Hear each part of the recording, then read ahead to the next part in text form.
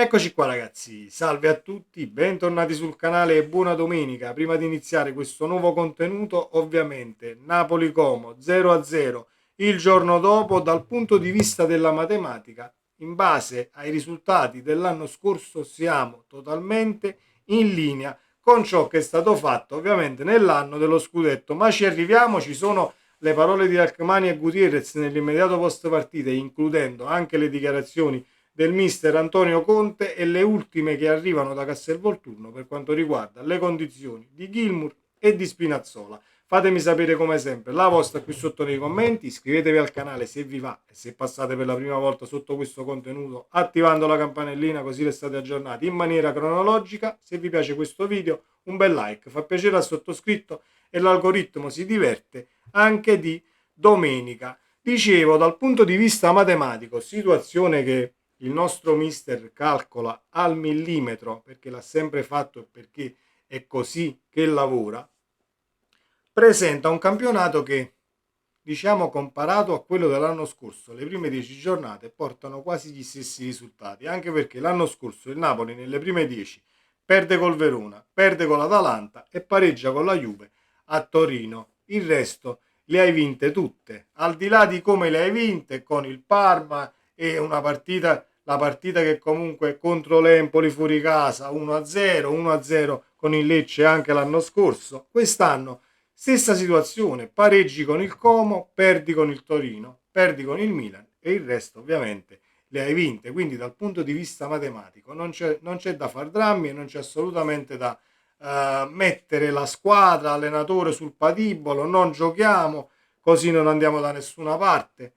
È stato così anche l'anno scorso e il Napoli dal punto di vista difensivo ha prima trovato la quadra per diventare quella roccaforte che poi è stata e si è concentrato poi in avanti, anche se in maniera diversa, con altri uomini e con, diciamo, una rosa un tantino più corta, è riuscito comunque a trovare la quadra. Quest'anno gli infortuni stanno rompendo le scatole ed è sicuramente un punto che si può andare ad analizzare e chiedere all'allenatore, preparatori, eccetera, eccetera, il perché, il per come, anche se ci sono altre squadre in Europa che stanno subendo tantissimi infortuni. Però non possiamo perdere due calciatori a partita, altrimenti diventa complicato trovare, così come abbiamo detto nella live di ieri sera, andando ad analizzare un tantino il tutto, trovare un'identità di gioco e una situazione ben registrata per mettere in difficoltà l'avversario. Detto questo, le parole di Rachmani e Rachmani e Gutierrez nell'immediato post partita, che hanno anche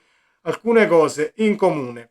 Come è stato il tuo rientro dopo l'infortunio? Per me è stato molto difficile. Dopo 2 mesi perdi i ritmi, dice Rachmani, ho sofferto molto durante la gara per le tante corse all'indietro e i tanti duelli. Contro una squadra così è molto difficile tornare in campo, ma sono contento. Bisogna correre tanto contro queste squadre, non siamo riusciti a vincere, ma siamo riusciti anche a non perdere. Quando non riesci a vincere non devi perdere. Situazione che ritroveremo anche nelle parole di Gutierrez che andiamo a leggere tra poco. 2 gare senza prendere gol, dobbiamo avere paura di prendere gol e subire contropiedi. Quando siamo capaci di capire queste cose, poi più duelli vinciamo e più l'avversario va in difficoltà e abbiamo la possibilità di fare gol. Lo abbiamo analizzato anche nei video che trovate sul canale, ma anche in alcune live fatte 3, 4, 5 partite fa, dove in maniera molto elementare il Napoli, se diciamo dal punto di vista sempre matematico, perdi i duelli col tuo diretto marcatore e in campo 4, diciamo 4 su 10 calciatori di movimento non riescono a sovrastare il diretto avversario, diventa complicato per il Napoli andare in porta, costruire e diventare pericoloso.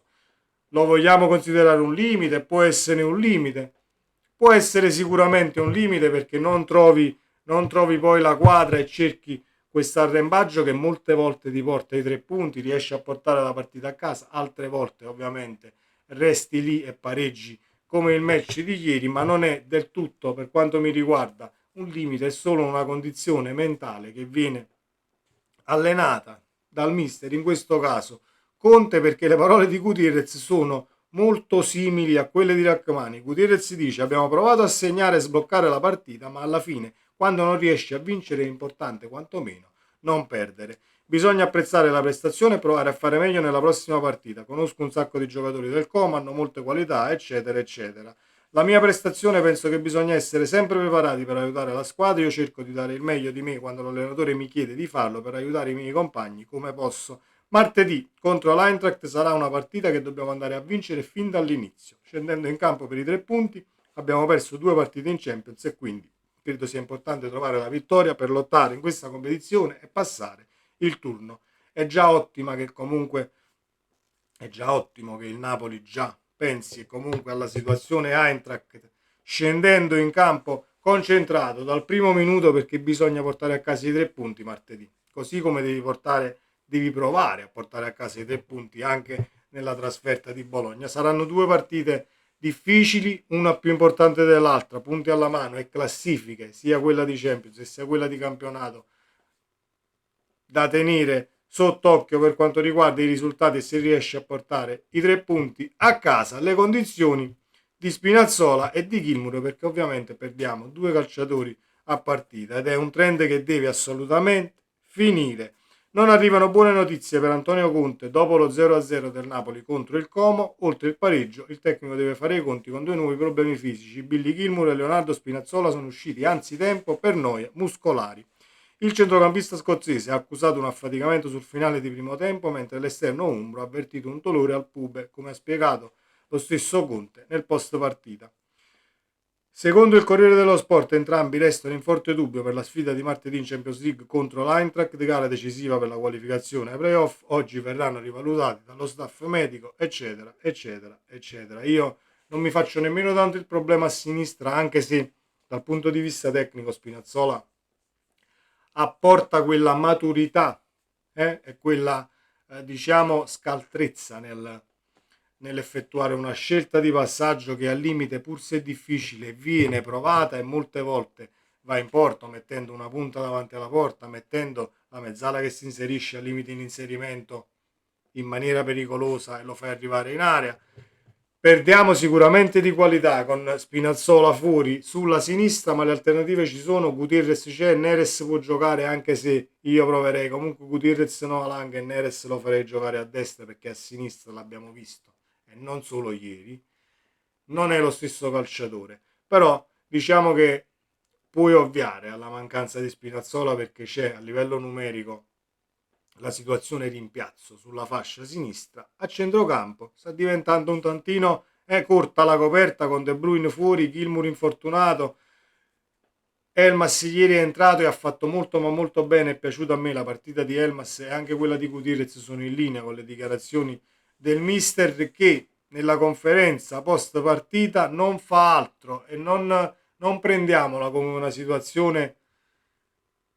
Non sono assolutamente d'accordo sulle dichiarazioni del mister, che è contento della prestazione. Le parole di Conte vanno sicuramente pesate per quanto riguarda lo spostare l'equilibrio e cercare di lasciare intatto, diciamo dal punto di vista mentale, lasciare intatta la situazione nello spogliatoio, visto che si gioca ogni 3 giorni e quindi vai ai microfoni, è piaciuta la prestazione, cerchi di valutare l'avversario, perché comunque pur ingigantendo la situazione, il Como gioca Morata, ha detto Conte, hanno calciatori che hanno militato nel Real Madrid, quello è ingigantire per arrivare all'obiettivo di spostare l'equilibrio e lasciare intatto poi quello nello spogliatoio. È così che si comporta il mister, lo ha sempre fatto, non è una novità, non lo sta facendo solo a Napoli, l'ha sempre fatto anche in altre sedi, perché